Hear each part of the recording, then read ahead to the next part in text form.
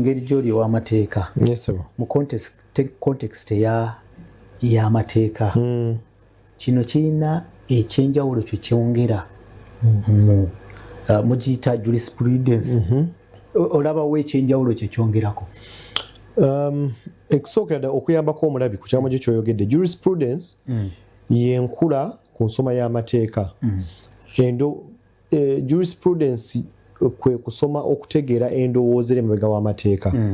naye mu lulimi oluwangungu etteeka lino bwe lijja kirina jurisprudence gwe kireeta omupya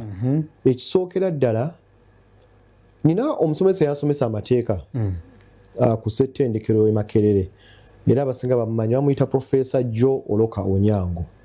yawandiika akatabo bakayita When Courts Do Politics kooti bwe zikola ebyobufuzi mu katabo ako yali ayogera ku experience ye gye yalina ku musango gumu gwe yawaaba mu kooti etaputa ssemateeka mwaka I think 2011 nga atunuulidde jurisprudence nga bw'oyogedde waliwo katembe bitulwanirira bakiyita public interest litigation nti otwala omusango oba oyogera ku nsonga ezinakwata ku bantu bonna n'agamba bagenda mu kooti okutwalayo omusango ogumu balina ekintu kimu kye bali balina okusooka okwekenneenya bali balina okuddayo bategeere background obuvo bw'abalamuzi abaali ku musango ogwo eyo ensonga nkulu nnyo nti ng'onaategeera amateeka engeri gye gakulamu totunuulira amateeka gokka naye tunuulira abo bonna ababa bagwogerako nti okutegeera ensalawo ya kooti zonna mu Uganda oba kooti enkulu kooti ento kooti ensukkulumu kooti ejuliramu ne kooti etaputa ssemateeka okutegeera ensalawo zaabwe olina okutegeera ebirowoozo by'abalamuzi abo okutandikira ddala gye baava nti okutegeera omwoyo gw'etteeka lino musumba alina kyakoonyeeko nti lowooza nnyo ku bantu bano abalina endowooza ng'ez'amiini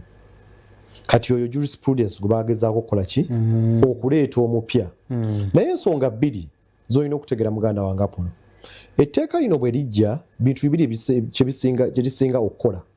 number 1 Uganda ekolebwa abantu ebitundu 7.8 ku buli 100 bavubuka mu Uganda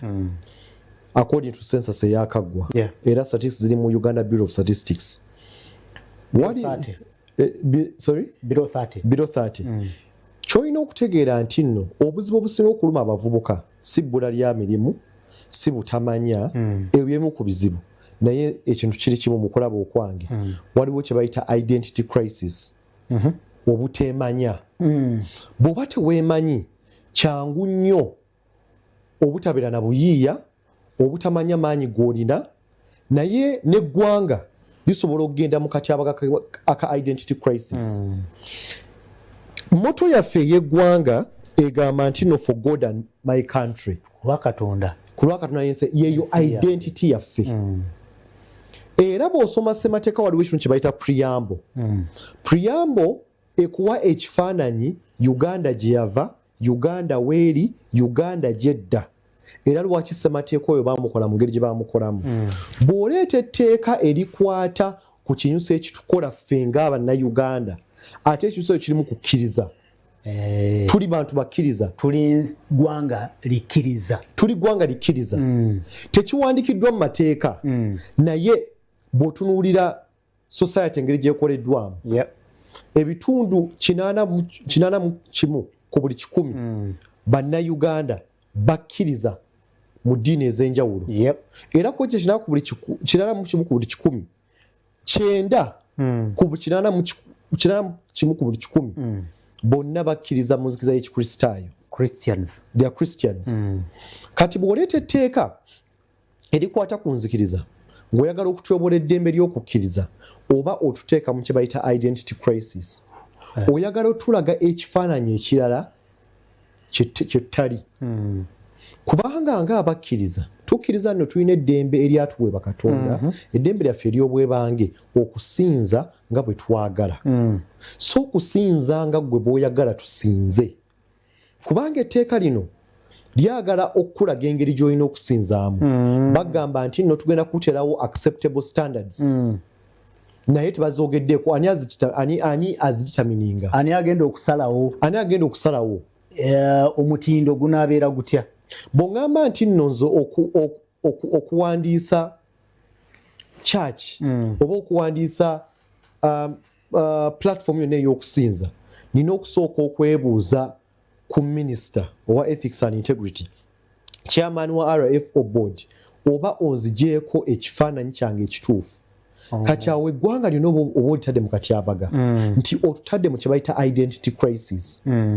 ate ng'ekyo ekintu identity crisis ne gavumenti tennakifunira solution zimala oba olwana kutujja ku kiri kye tuli ekifaananyi kyaffe ekituufu kye tulimu amawanga gonna mu nsi zonna olwaliro bw'owulira abamerika nga beejaga juzi nabadde ndaba we balumbye abayiraani